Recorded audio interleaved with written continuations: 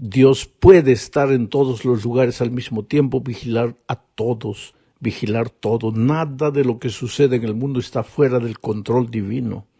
Nada le es indiferente. Él ama a sus hijos, vigila los pasos de cada ser humano. Nada sucede en este mundo sin que Dios lo permita. Pero como dijimos la semana pasada, Dios dirige el universo y la vida de las personas, a veces permitiendo y a veces inspirando. Pero todo, absolutamente todo está bajo su control. Su inmanencia demuestra su amor por sus criaturas. Dios no creó al mundo y lo abandonó a su triste destino.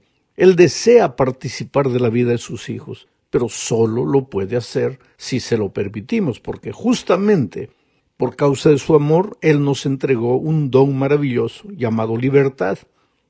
Y usando la libertad nosotros podemos o permitir que Dios actúe en nuestra vida, nos inspire, nos guíe, o podemos rechazar eso, pero hasta nuestro rechazo Dios permite, porque finalmente es el dueño de nuestra vida. Si un rebelde no quiere saber nada con Dios, si Dios quisiese, ese rebelde moriría en la hora, pero Dios permite, porque Dios le dio libertad al ser humano. Bueno, esta semana estudiaremos el sueño del rey Nabucodonosor. Está registrado en el capítulo 2 de Daniel. En aquellos tiempos, en los tiempos de Nabucodonosor, los sueños eran instrumentos de revelaciones divinas. Recuérdate que Dios se manifestaba muchas veces a sus profetas a través de sueños. Y en la cultura pagana de aquellos tiempos también se enseñaba que los dioses revelaban su voluntad mediante sueños. Bueno, la historia del sueño de Nabucodonosor está registrada, pues como dije ya en Daniel 2, y nos relata acerca de un sueño que Dios le dio al rey de Babilonia. El problema es que al despertar, el rey tenía la sensación de que había soñado algo importante, pero no se acordaba del sueño. ¿Qué hizo entonces? Daniel 2:2 dice, hizo llamar el rey a magos, astrólogos, encantadores y caldeos para que le explicasen sus sueños. Vinieron pues y se presentaron delante del rey. Magos, caldeos, adivinadores, intérpretes de sueños, todos llegaron cerca del rey. Ahora, ¿cuál fue el resultado? Nadie pudo revelar el sueño. Y delante de la incapacidad de su gente, el rey se enojó mucho. Daniel 2, del 10 al 13, dice, los caldeos respondieron delante del rey y dijeron, no hay hombre sobre la tierra que pueda declarar el asunto del rey. Además de esto, ningún rey, príncipe ni señor preguntó cosa semejante a ningún mago, ni astrólogo, ni caldeo, porque el asunto que el rey demanda es difícil y no hay quien lo pueda declarar al rey, salvo los dioses cuya morada no es con la carne. Por esto el rey, con ira y con gran enojo, mandó que matasen a todos los sabios de Babilonia. Y se publicó el edicto de que los sabios fueran llevados a la muerte, y buscaron a Daniel y a sus compañeros para matarlos. Sabes, Daniel y sus compañeros en ese tiempo eran jóvenes. Ahora, si los más sabios y experimentados sabios no habían resuelto el problema, ¿cómo podrían hacerlo jóvenes como Daniel y sus amigos? Así que todos fueron llevados a la muerte.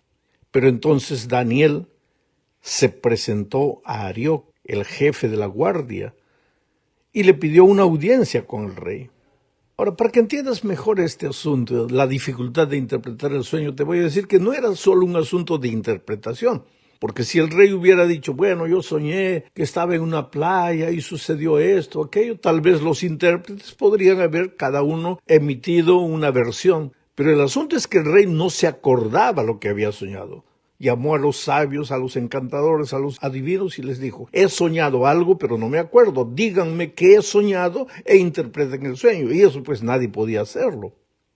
Ahora, lo que necesitamos saber es que Dios estaba por detrás de aquel sueño. Y su propósito no era solo revelar el futuro del mundo, aunque fue revelado, como lo vamos a ver más adelante. El propósito divino también era hacer saber a los jóvenes hebreos que Él, Dios, no los había abandonado.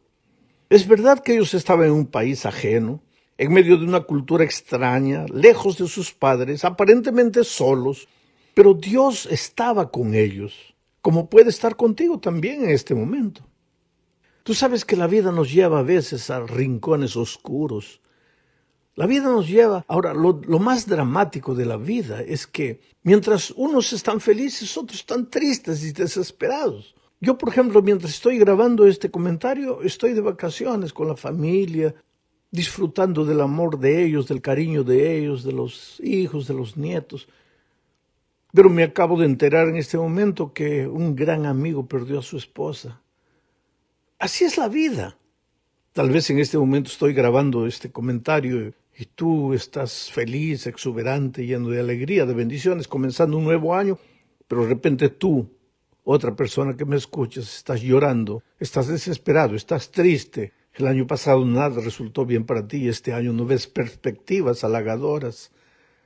Ahora, lo que el sueño de Nabucodonosor quiere decir es no solo la historia, el devenir de la historia. Dios le estaba diciendo a Daniel y a sus jóvenes amigos, yo no los he dejado, yo no los he abandonado. Tal vez ustedes no ven perspectivas futuras, están prisioneros en un país extraño, pero yo estoy con ustedes, yo estoy aquí, yo no los he dejado, no los he abandonado. Y por favor, querido, querida, si estás viviendo un momento difícil en tu vida, ten confianza en el poder de Dios.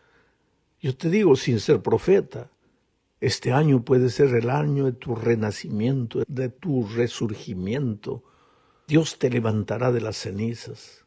Solo ten seguridad de que en quién has creído, en quién depositas tu confianza. Vamos a la segunda parte ahora de este estudio. Aquí veremos que la oración es el instrumento que Dios dejó para comunicarnos con Él en los momentos difíciles de la vida.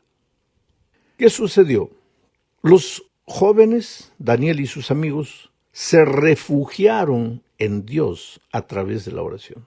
Delante del problema que Daniel vivía, al haberle dicho al rey que Dios podría revelarle el sueño, lo primero que Daniel hizo fue buscar a sus amigos y orar.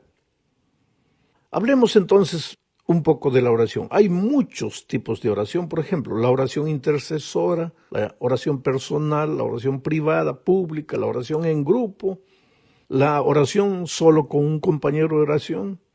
Jesús dijo, cuando dos en la tierra se pusieran de acuerdo para pedir sobre cualquier cosa, mi Padre les responderá desde el cielo. En fin, diferentes tipos de oración. Pero hablemos de la oración de Daniel y sus amigos. Está registrada en Daniel 2, versículos 17 al 20. Voy a leer y comentar. Luego se fue Daniel a su casa e hizo saber lo que había a Ananías, Misael, Azarías, sus compañeros. ¿Luego de qué?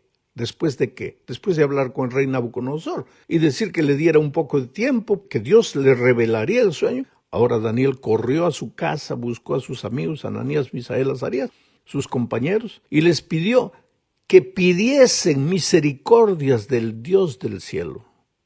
¿Sobre qué? Sobre este misterio. O sea, aquí hay un tipo de oración, porque en esta oración de Daniel encontramos dos tipos de oración. Este primero tipo de oración, la oración de pedir, de suplicar. ¿Por qué? Por las misericordias del Dios del cielo. ¿Para qué ellos necesitaban la misericordia? Para revelar el misterio. ¿Para qué tú necesitas la misericordia divina en este momento? Tal vez para encontrar un nuevo empleo, tal vez para que tu esposa sane, para que tu hijo salga de las drogas, para que este año sea el año de tu renacimiento, para vencer algún vicio. Este es un tipo de oración, el clamar, el pedir, el suplicar.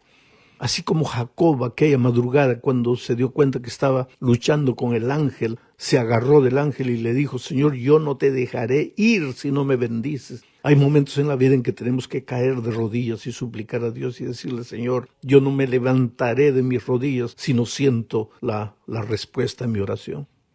Pues Daniel le pidió a sus compañeros para que pidiesen, sigo leyendo el texto ahora, para que pidiesen misericordias del Dios del cielo sobre este misterio, a fin de que Daniel y sus compañeros no pereciesen con los otros sabios de Babilonia. Entonces el secreto fue revelado a Daniel en visión de noche. Cuando tú pides por la misericordia divina, Él viene y te responde. A Daniel le respondió, Él pidió, sus compañeros pidieron, enseguida Dios le reveló el misterio a Daniel. ¿Y qué hizo Daniel ahora? Ahora viene un segundo tipo de oración. Por lo cual bendijo Daniel al Dios del cielo. Y Daniel habló y dijo, sea bendito el nombre de Dios de siglos en siglos, porque suyos son el poder y la sabiduría. Hay dos tipos de oración aquí, en este incidente de la oración de Daniel con sus compañeros. Primero, pidieron, clamaron, suplicaron por las misericordias divinas. Y segundo, agradecieron, alabaron el nombre de Dios.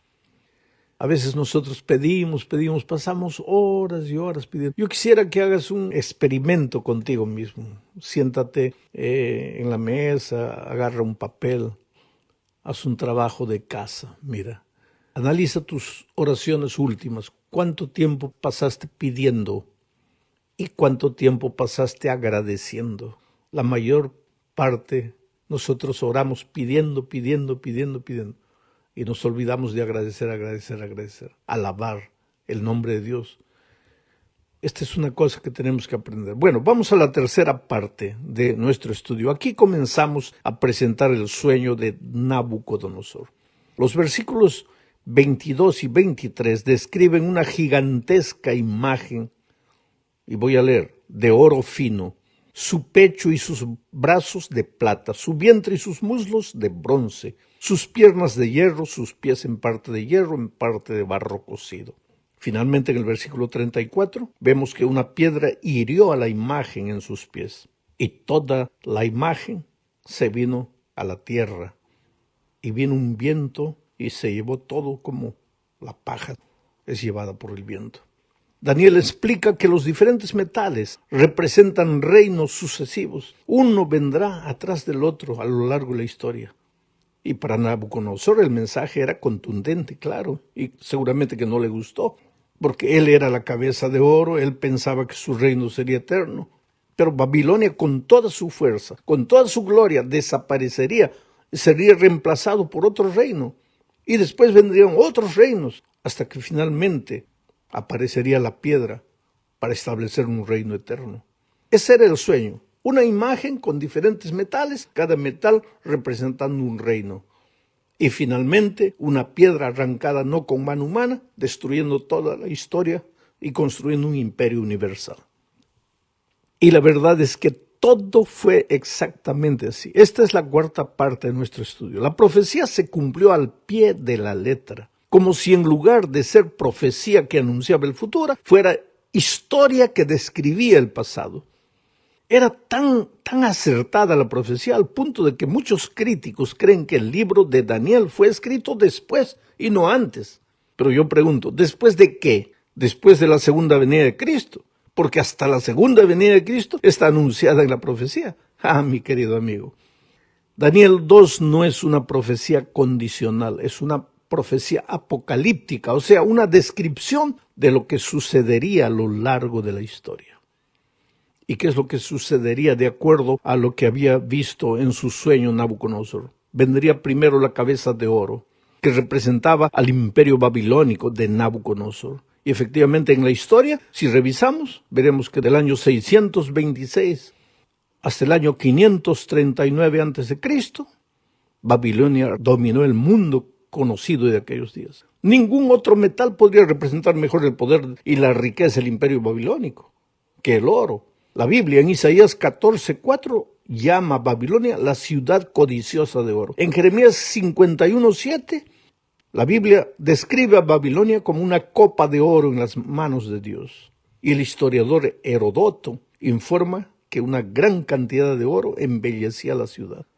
Por lo tanto, el oro representaba a la cabeza de la imagen del sueño como el imperio de Babilonia. Pero no duraría para siempre. El pecho y los brazos de plata representan al imperio Medo-Persia, que dominó a Babilonia en 539 y se fue hasta el año 331 a.C.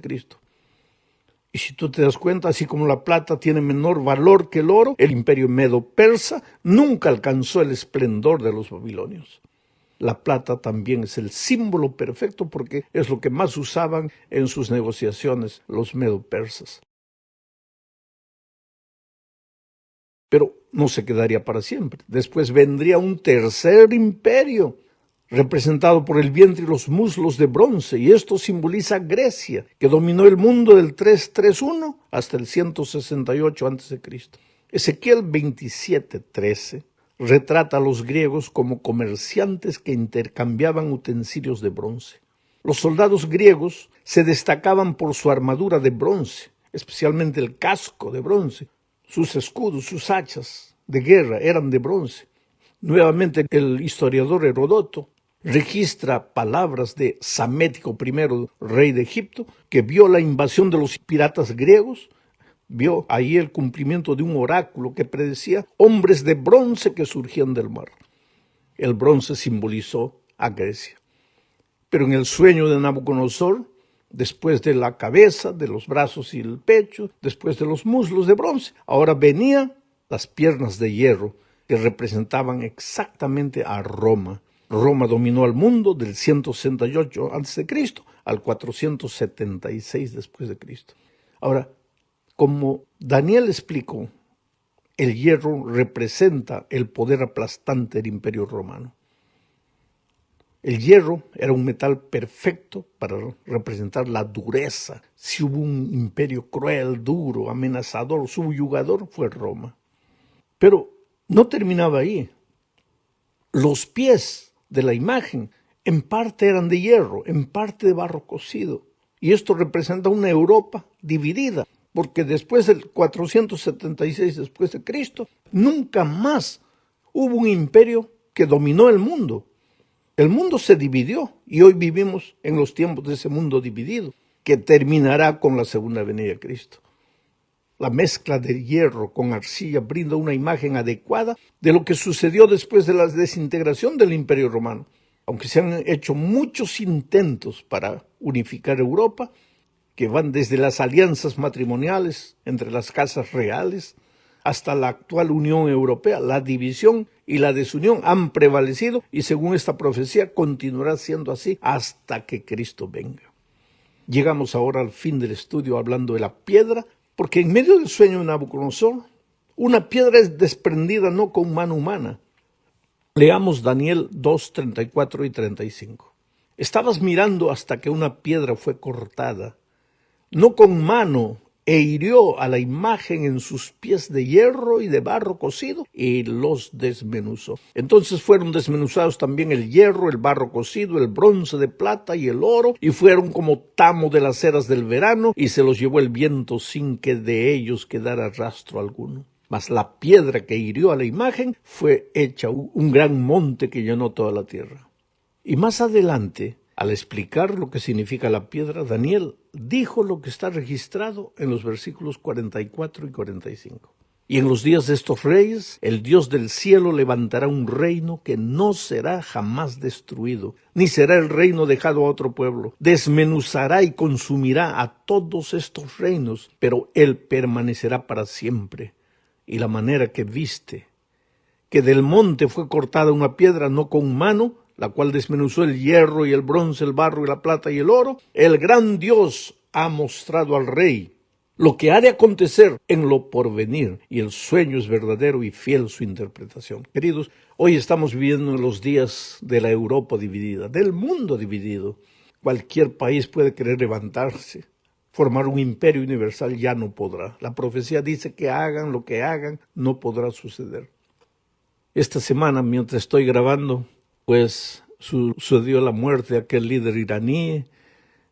Mucha gente habla de una tercera guerra mundial. No va a haber guerra mundial ninguna, querido. Cristo va a intervenir en la historia. No va a haber un país que domine el mundo. El Señor tampoco va a permitir que el ser humano destruya a la humanidad. Dios va a intervenir. Estamos más cerca de la vuelta de Cristo que lo que mucha gente imagina. Así como en los días de Noé, nadie pensaba que iba a llover, el cielo estaba azul y de repente intempestivamente vino el diluvio. Así será la venida de Cristo como en los días de Noé, cuando nadie